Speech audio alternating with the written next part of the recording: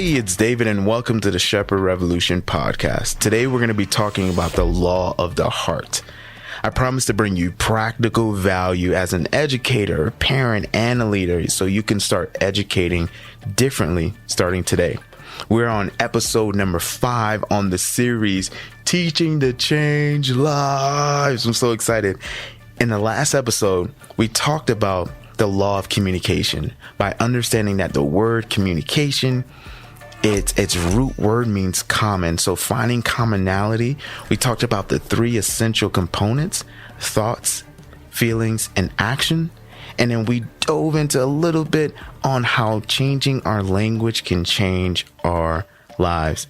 Today, we're going to be diving in the law of the heart, and we're going to talk about how teaching from heart to heart changes lives versus head to head. Oftentimes, as educators, as parents, and as leaders, we come from that head knowledge, that knowledge base, that top of mind type of stuff. But what would it look like in a world where we actually taught from the heart, right? And we wore our feelings on our sleeves and we communicated love as the vehicle of what we're doing. And the beauty about teaching from the heart, it connects with the next person's heart, because as much as we have this intelligence and we're smart, we make our greatest decisions based off emotions.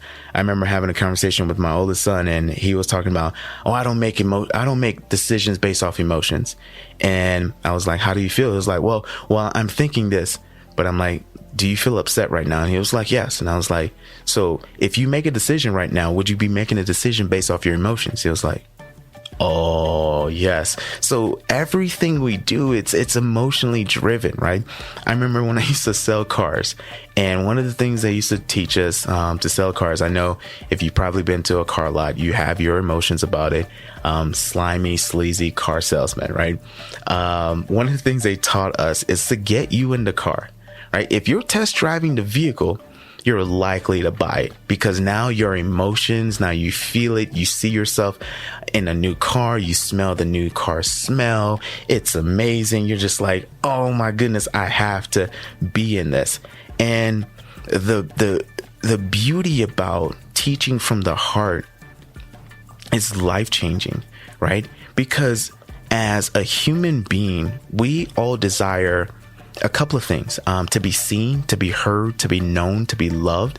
And when we teach from the heart, as a result of it, we're seen, we're heard, we're loved, and we're known, right? So love means to love. Love means, let me break it down. Loves mean it's unconditional. It's understanding. It's compassionate. It's forgiving. So when we can teach from the heart, when we can teach from a place of love, as a result of it, we impact and we change the lives of the people around us. And I just want us to think about this for a moment, that when we're teaching and our learners are learning, there's something that's happening, right? Teaching is causing something, and we have to think about, what is it causing? It's causing people to learn. And that's the simplest definition I know. There's such an important relationship between teaching and learning, right? Teaching, it's called a teaching learning process, and these words are inseparable. If the learner does not learn, we have not taught. I'll say that again. If the learner has not learned, we have not taught. Now, check it out. Teaching is what we do. Learning is what our learners do. Again, teaching is what we do. Learning is what our students do. Again, teaching is what we do. Learning is what our students do. And we have never said this because it's probably grammatically incorrect. And being a son of a Haitian immigrant, I've probably said this, right? But this is not the right way to say it. We never say, I learned him, right? Because that would be impossible, because the student is doing the learning and the teachers are doing the teaching. So we would say, I taught him. So the focus on teaching is primarily on what we do as an educator, and the focus on learning is primarily on what the student do in their learning process. So it's a relationship. We do the teaching and the students do the learning. But we can actually test how effective this is by not only what we do, but what the students do as a result of what we do, right? It's crazy. Not just what we do, but what the students do as a result of what we do. Because learning equals changing. And when someone learns something, right, their lives will change as a result of it. They will feel transformation, metamorphosis. It's like a caterpillar, right? They start off one way, and then they get into their little cocoon, and then eventually they become this beautiful butterfly. And that's the same thing that happens when we teach with the law of heart. The people we teach will transform like a caterpillar to a butterfly. And I want you to take away some notes today. If you're taking notes, 3 ways to teach with heart. Number 1, know your students. The more you know their needs, the better you're able to meet them, right? It is so asinine, right? The number 1 argument in my marriage is my wife thinks I'm a psychic. So she thinks I know what she needs. And I'm like, no, speak up. And my students, oftentimes they experience frustration with each other, and they start whining. Sometimes they start crying. And I'm just like, no, don't get mad. Communicate better. So the more we know their needs, the better we're able to meet them. This takes commitment, of course, right? It takes time. And this is where we lose a lot of teachers. But there is no magic formula for understanding how their needs need to be met. Good teaching has a price tag. That means you have to be willing to pour yourself out. That means you have to pour your life into their lives. It means getting personally involved with your students, both in and out of the classroom, both formally and informal. It means finding time just to talk with them. It means inviting them to your home. And we do something different at my micro school. Like, 1, the school isn't our home. And number 2, we have sleepovers with all the students. Like they come over, we do dinner, we get to learn about them. And in the normal world, that would seem like this is a little off. My wife, my kids, everyone's involved. And we do dinner, we do breakfast, we do lunch, and we get to learn about the stuff that we traditionally want to have learned. Like, I know the nightmares some of my students have. I know whether or not one of my students has slept or not. I know the fears. I know the anxieties. I know the hopes. I know the dreams. I know the personalities of each one of my students. And I think when we make time, not find time, when we make time, because a lot of us are busy, but if we make time to connect with our students, both formally and informal, as a result of it, we will know their needs and be able to serve them, as well as team up with their parents. And what would it look like for parents and educators to team up, right? We can meet so many needs of our students, and we can change their lives in such a powerful way, right? And I want you to think about this. We can impress people at a distance, but we can only make an impact up close. Right. So from afar, we're like, oh, I want to be just like this person. I want to do these things. This is so cool. But that's an impression. Like, hopefully your life is like this 24/7. But we can impact them really close. Like, for our students, they see when I get upset. They see when I'm happy. They see when I'm sad. They see when I'm frustrated. They see all sides of me. But most importantly, they see how I recover from that. And as a result of them seeing my recovery, it inspires them to recover on their own adversities or challenges. So, number 2, earn the right to be heard.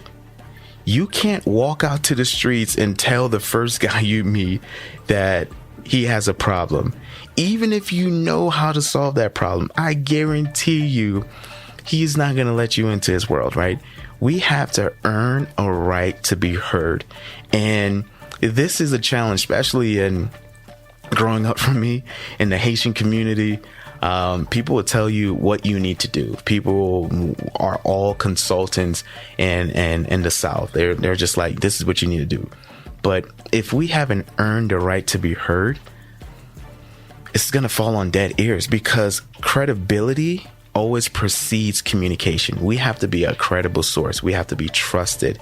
And that is why I'm convinced that most successful educators who have extraordinary students, it's only because they have earned a right to teach them. They have built that level of credibility, and credibility is built through the foundations of trust. And how is trust built? It's following through on what you said you were going to do, being dependable time and time again over time. And these people don't have these major platforms like we see today. They're not the major influencers. They're the people who just show up time and time again. They just show up. They're dependable. They're reliable. They're responsible, and they build credibility.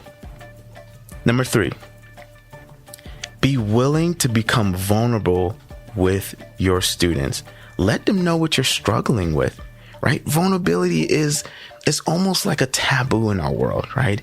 We talk about it, we listen to TEDx about it, we read about it, but we don't do it. And the reason why we don't do it is for a number of things, right? We're afraid to fully being seen. Right? We have the fear of being found out. We have the need of social acceptance, and we have this social rejection on the back door. So we do things so we can be socially accepted, and we don't do things so we won't get socially rejected. And vulnerability kind of falls in that place.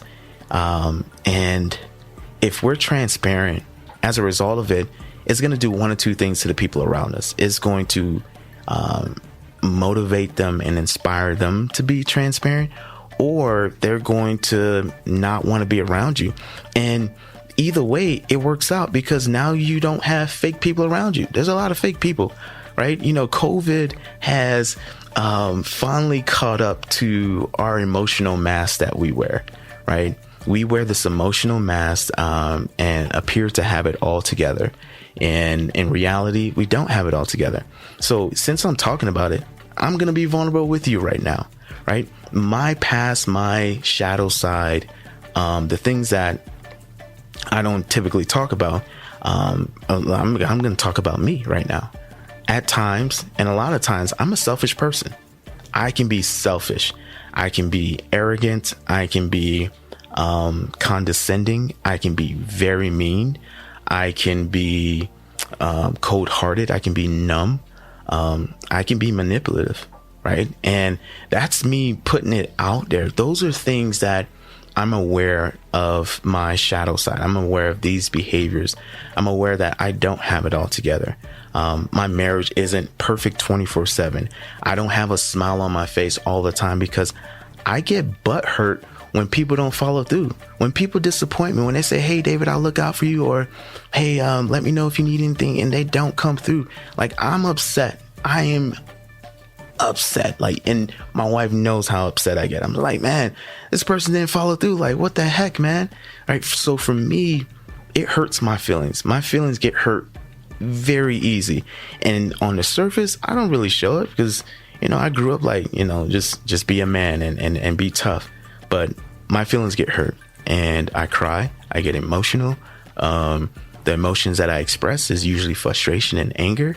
But deep down, it's hurt. Like when I feel that the people around me abandon me, right? You know, I reject them as a result of it, but it's just me feeling abandoned and neglected. So that's me being vulnerable and unapologetic, because I want you to be vulnerable. And when we're vulnerable with the students in our classroom, I'm not telling you to tell them your entire business, right? You can use discretion and you can use discernment, but let them know when you're frustrated. And when they see that you're frustrated and you share that you've had moments of frustration